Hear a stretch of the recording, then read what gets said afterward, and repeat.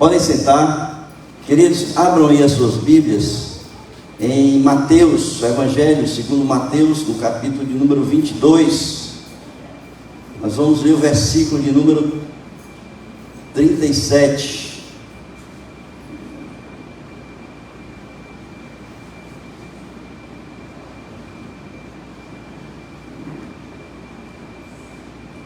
Para entender um pouco mais esse contexto, a gente pode ler a partir do versículo 34, que diz assim: Entretanto, os fariseus, sabendo que Jesus havia silenciado os saduceus, reuniram-se em conselho, e um deles, intérprete da lei, querendo pôr Jesus à prova, perguntou-lhe: Mestre, qual é o grande mandamento da lei? Jesus respondeu: Ame o Senhor, seu Deus, de todo o seu coração, de toda a sua alma, de todo o seu entendimento. Este é o grande e primeiro mandamento. E o segundo, semelhante a este, é: ame o seu próximo como você ama a si mesmo. Destes dois mandamentos dependem toda a lei e os profetas. Amém, queridos?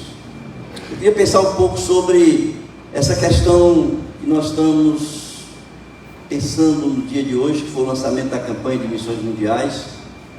E eu queria pensar com os irmãos sobre aquilo que está por trás desse amor imensurável de Deus para com todos nós. Essa motivação de Deus, da qual a gente não consegue entender, que a gente não consegue ver, perceber a dimensão, a intensidade do amor de Deus por nós.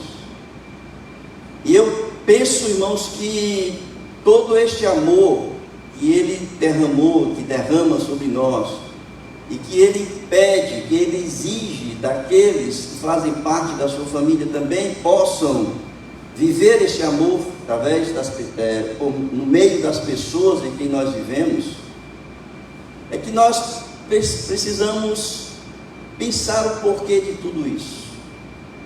E eu estava pensando sobre isso, e outro dia eu assisti um filme chamado Esquadrão 6888. Quem foi que assistiu esse filme aqui? É um fato real. Um esquadrão de mulheres negras, da qual sofria grande perseguição, grande discriminação.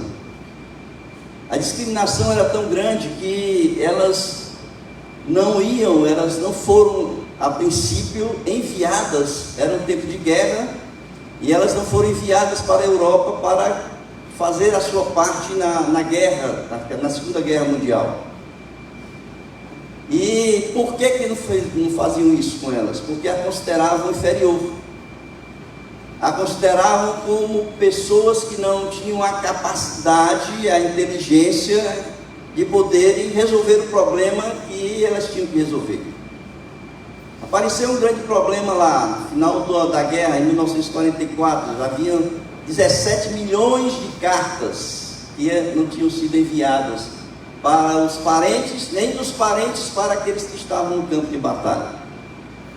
E estava havendo ali um princípio de desmotivação do povo que estava no campo, na batalha. E eles precisavam receber notícias da família, assim como a família precisava receber notícias daqueles que estavam no campo de batalha. E aí, numa conversa lá com o presidente, resolveram mandar esse esquadrão.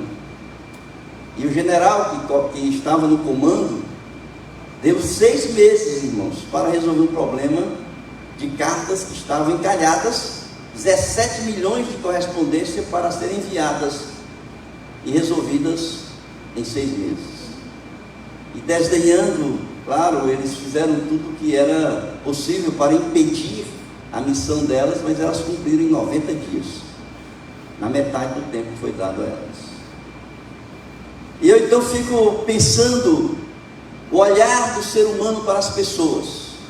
Como é que nós olhamos as pessoas? Porque eu entendo que a natureza humana, depois do pecado, ela, ao olhar as pessoas, ela faz um valor nas pessoas. Ela dá um valor, ela dá uma nota. Talvez não seja uma nota da qual nós dizemos assim, vale 10, vale 9, vale 8. Mas é uma nota que faz com que nós venhamos a nos aproximar ou nos afastar dessas pessoas. Nós valoramos. Nós colocamos valor nas pessoas. Foi isso que aconteceu no filme. Só porque as mulheres eram de pele negra, não valiam, eram pessoas inferiores, eram pessoas que não tinham inteligência. E olha que na equipe tinha pessoas formadas com mestrado, com especialização, e falavam várias línguas. E imagine, e na mente dos brancos eram pessoas inferiores. Quanto maior o valor que você coloca na pessoa, maior é a utilidade da pessoa para você.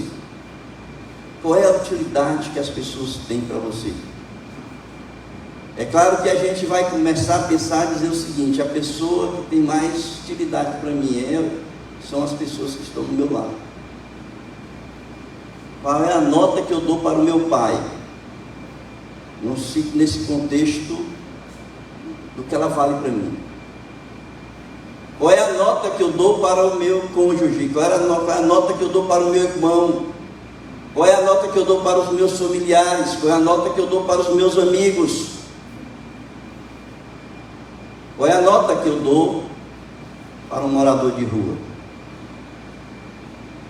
Qual é a nota que eu dou para alguém que está na prisão?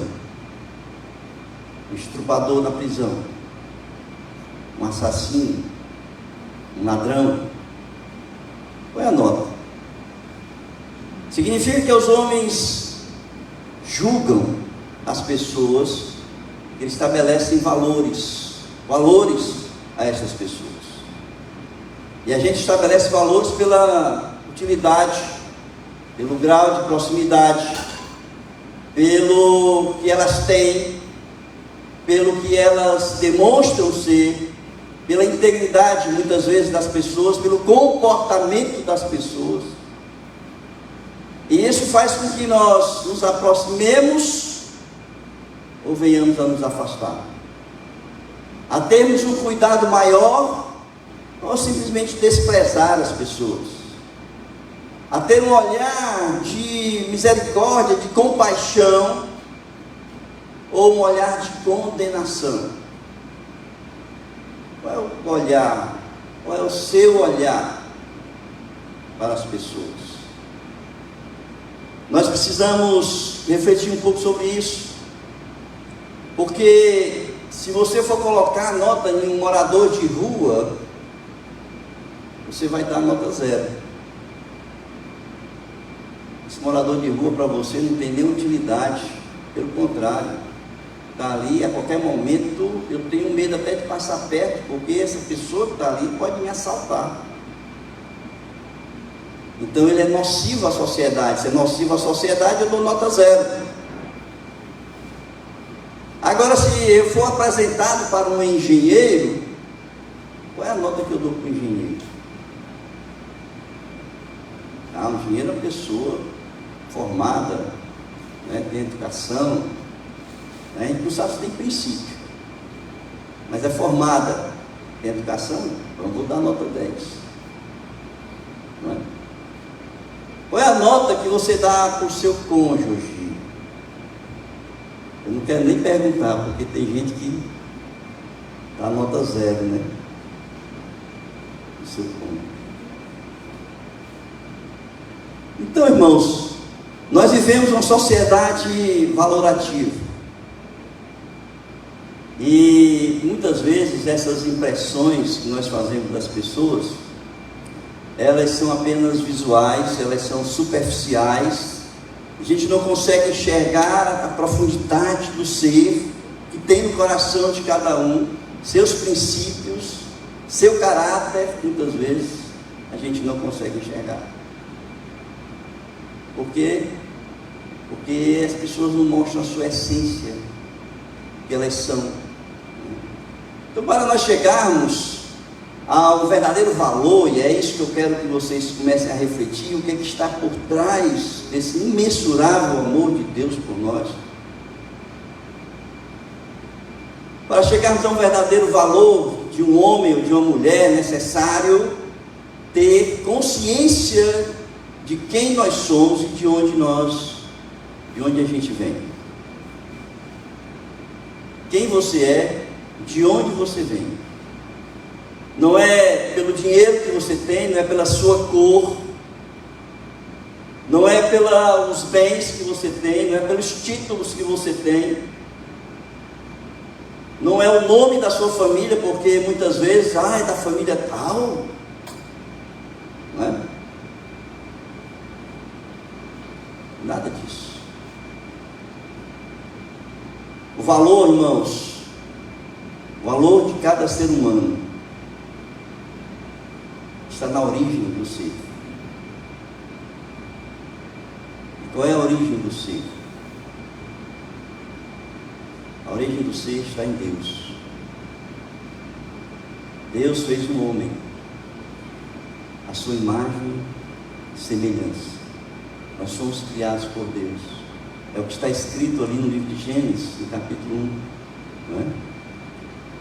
Ali diz, no versículo 26, façamos o ser humano a nossa imagem, conforme a nossa semelhança, tenha ele domínio sobre os peixes do mar, sobre as aves dos céus, sobre os animais domésticos, sobre toda a terra, sobre todos os animais que rastejam pela terra. E assim Deus criou o ser humano, a sua imagem, a imagem de Deus o criou, homem e mulher nos criou. Ou seja, todos os seres humanos, sem exceção, seja ele negro, seja ele branco, seja ele pardo, seja ele amarelo, seja ele rico, seja ele pobre, seja ele analfabeto, seja um alto grau de estudo, todos têm a mesma origem. Todos eles foram criados por Deus. E todos eles foram criados por Deus à sua imagem e semelhança, sem diferença nenhuma. Por isso é que nós não podemos discriminar as pessoas, ou valorar as pessoas.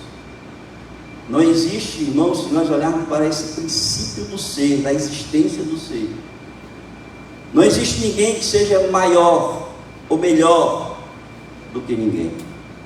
Todos são criaturas de Deus, portanto todos nós somos iguais, porque Deus nos olha como uma criação sua, e é por isso que Ele, olhando todos os seres humanos como uma criação sua, Ele amou o mundo de tal maneira que deu o seu Filho unigênito para todo aquele que nele crê não pereça, mas tenha vida eterna.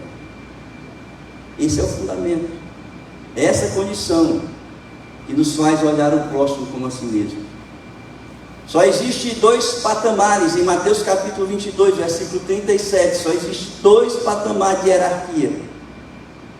É Deus maior, amar a Deus sobre todas as coisas, e abaixo disso estamos todos nós, sem distinção de pessoas.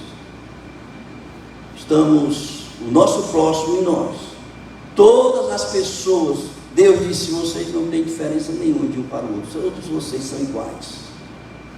Seja o drogado, o viciado, o morador de rua, o condenado, o negro, o branco, qualquer pessoa, somos todos iguais, temos a mesma origem, o mesmo fabricante, com o mesmo material que eu fui feito, todas as outras pessoas foram feitas também. O mesmo sopro que soprou na narina e que me deu vida, deu a vida a vocês também. Então nós somos iguais. E é por isso que nós devemos olhar para as pessoas como igual a nós.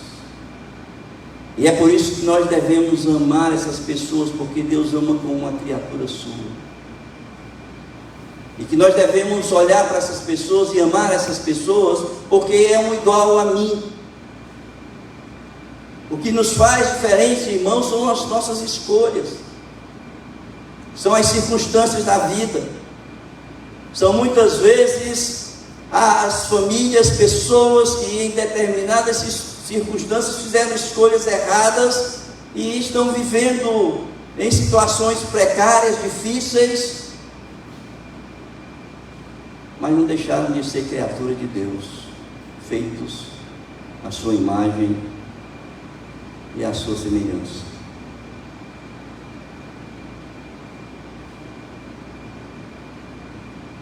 Por isso que a primeira coisa, quando eu penso em missão, porque a missão é o fundamento da igreja.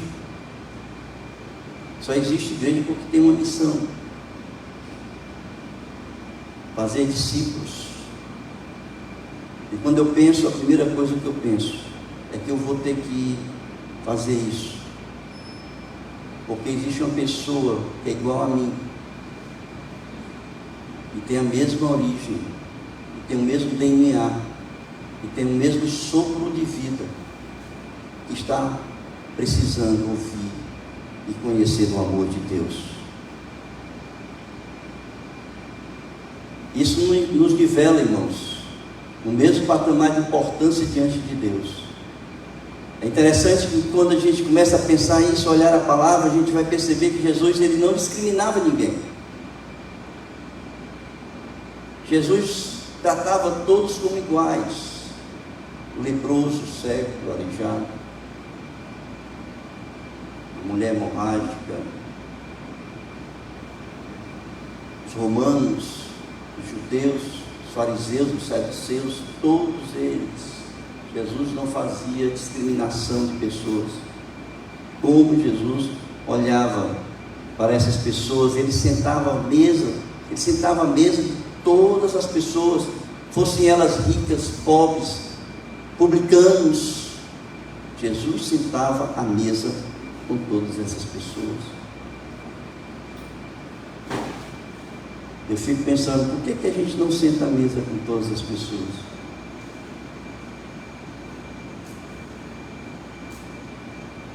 Por que quando alguém pobre, miserável, mal cheiroso senta de um lado da igreja, a gente senta do outro?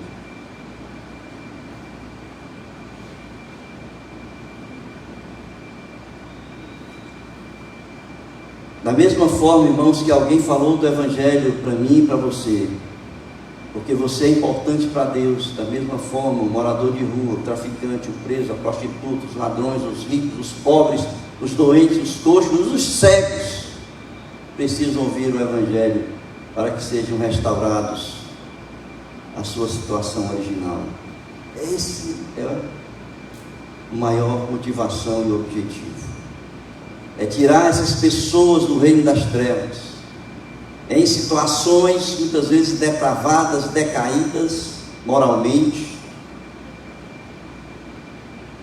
que elas sejam transportadas para o reino da divina luz do Filho Jesus, para serem restauradas e se tornarem pessoas não iguais a nós, mas com a mesma aparência espiritual, para que possam refletir a mesma luz que nós refletimos, que é a luz de Jesus que habita em nós. Em Lucas, capítulo 6, versículo 17, até o versículo 19, diz assim: descendo com eles do monte, Jesus parou num lugar plano, onde se encontravam muitos discípulos seus, e grande multidão do povo de toda a Judéia, de Jerusalém, do litoral de Tiro, de Sidom, que vieram para o ouvir e para ser curados de suas doenças. Também os atormentados por espíritos imundos eram curados. E todos da multidão procuravam tocar em Jesus, porque dele saía poder. E diz o texto, finalizando, e curava todos. Jesus não discriminava ninguém. Agora pense assim, Jesus ali, aí vinha um negro falar com ele, Disse assim: não, você não, você é preto, vai para o lado. E um leproso: fica aí, não encosta em mim não, porque tu é leproso.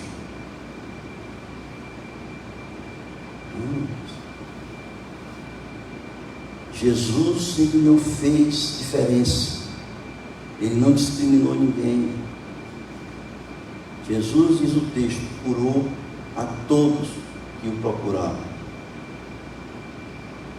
Por que nós discriminamos pessoas?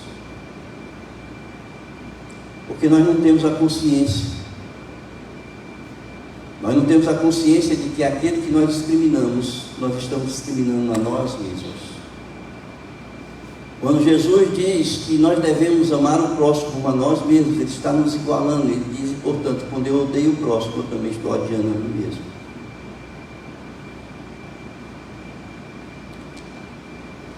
Não havia em Jesus um atendimento seletivo. Jesus, ele procurava todas as pessoas, ele amava da mesma forma todas as pessoas. E é isso que ele está dizendo para nós. Nós devemos amar todas as pessoas como iguais. Como iguais. Todos são vasos preciosos na mão do oleiro. Todos são vasos que precisam ser remodelados, refeitos, transformados na mão daquele que só Ele pode mudar, transformar, restaurar a vida, a alma das pessoas. Por isso, irmãos, aqui vai o meu apelo: não despreze ninguém, não diminuam as pessoas, porque a diferença entre um e outro está exatamente nas nossas escolhas. Estamos em plena atividade missionária. Você está condenando os seus iguais com pessoas quando você não pratica aquilo que Jesus mandou você fazer. Quando você não sai do seu conforto, começa a falar do Evangelho, começa a testemunhar de Jesus na sua vida para as pessoas, você está discriminando pessoas. Você está fazendo a diferença. Você está dizendo que aquele ali não presta, pode morrer, pode ir para o inferno. Para mim, não faz. E nós precisamos, irmãos, ter o mesmo olhar que Deus tem por essas pessoas. Assim como Ele olhou para mim, Ele me viu, o que precisava ali, uma pessoa sem amor, sem cuidado, precisava do amor de Deus. Nós precisamos olhar as pessoas para que elas sejam alcançadas por esse imensurável amor. Depois, se a gente tem esse olhar, esse mesmo olhar de Deus para com as pessoas, nós precisamos fazer como Jesus fez, ou como os seus apóstolos fizeram, ou como o apóstolo Paulo fez. O que eles fizeram? Eles não mediram esforços. Paulo diz: a minha vida não é preciosa para mim se eu não estiver cumprindo a missão. Na hora de falar do amor de Deus a toda criatura, sempre uma desculpa, irmãos. Ah, pastor, está chovendo. Aproveitando aqui a ideia das chuvas, todos os dias estão caindo. Ah, pastor, estou cansado, trabalhei demais hoje. Pastor, eu vou tirar o dia para descansar. E o miserável está morrendo, está indo para o inferno. Né? Existem várias causas, irmãos, para a acomodação da igreja.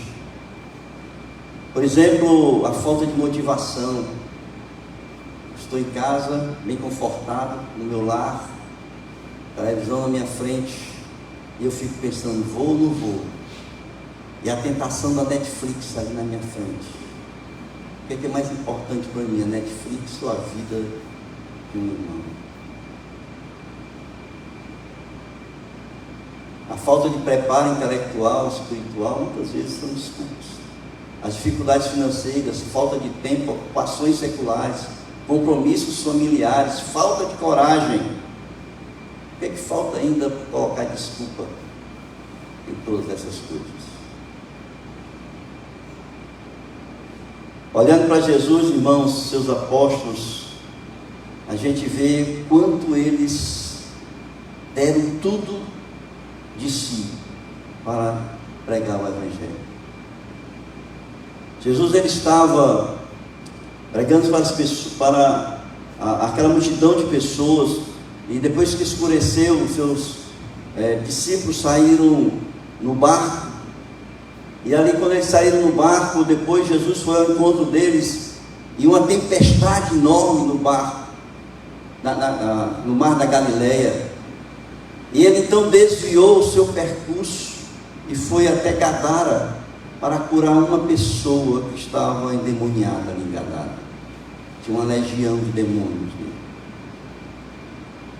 Jesus enfrentou uma tempestade para curar uma pessoa, atravessou o mar da Galileia para curar uma pessoa que estava endemoniada. Jesus foi perseguido pelas pessoas. O maior demonstração de amor que alguém pode dar por outro é dar a sua vida. Jesus deu a sua vida por nós. Nós precisamos, irmãos, seguir exemplos. Filipe estava pregando em Samaria, uma igreja lotada. Olha, pense assim, uma igreja lotada, realização de qualquer pastor. E chega o Senhor e diz assim: agora tu vai deixar essa igreja, tu vai lá para a faixa de Gaza, e tu vai pregar para uma pessoa.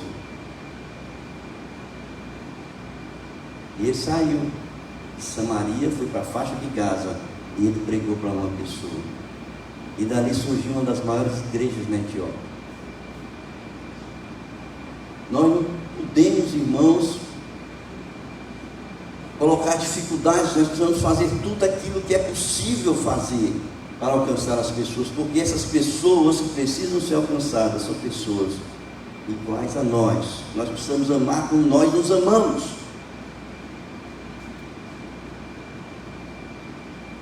Eu vejo o apóstolo Paulo, eu acho que um dos maiores exemplos na Bíblia depois de Jesus foi o apóstolo Paulo.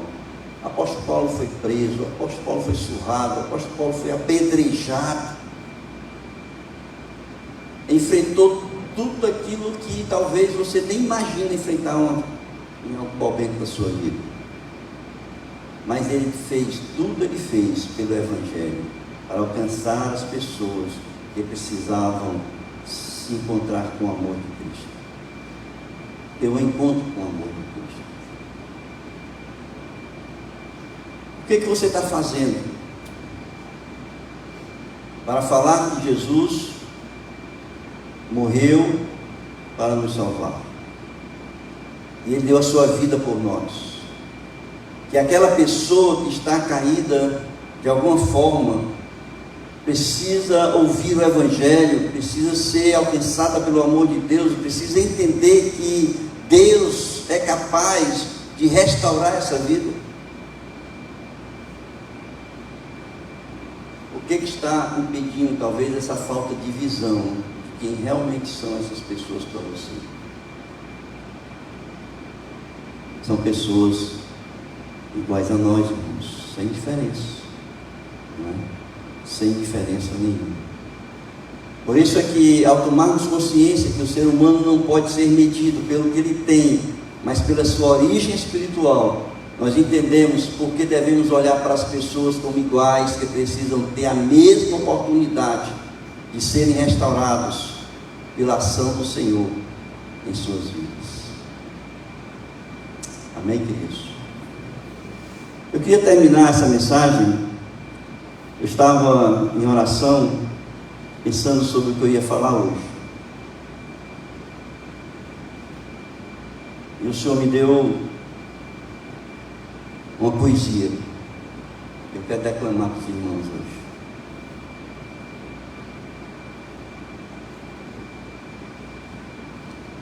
E ela diz assim: escutem comigo esta palavra de uma verdade revelada. Um homem não vale pelo que tem, mas quem é e de onde vem. Deus o criou íntegro e perfeito, e nele não se encontrava defeito. A sua imagem e semelhança foi criado, feitura de Deus, expressão do seu amor, do seu sopro lhe deu vida, um lar, paz e harmonia. Graciosamente lhe visitava, com ele nas tardes proseava, ele tinha uma vida bem vivida no seu espaço doado. A sua criação explica a igualdade. E devemos ter entre os irmãos um poema de amor de Deus, seu escritor. Na sua inspiração maior, santo o criou, para desfrutar do jardim do seu Senhor. Não satisfeito com a paz que desfrutava, se rebelou contra o seu Criador. Caído, agora chora a sua dor, de um sonho de conquista frustrado. Deus não desprezou, não o abandonou. A seu Filho entregou, estendendo a sua mão, e pela graça imensurável de Cristo, concedeu perdão e reconciliação. Foi tirado do império das trevas, transportado para o reino da divina luz, recebeu a redenção pelo sacrifício de Jesus, e lhe deu a liberdade pelo poder da cruz. Agora, consciente do valor de um homem, a igreja deve viver a missão, ensinar o amor que a todos concede, sem demora e sem discriminação. Amém, queridos?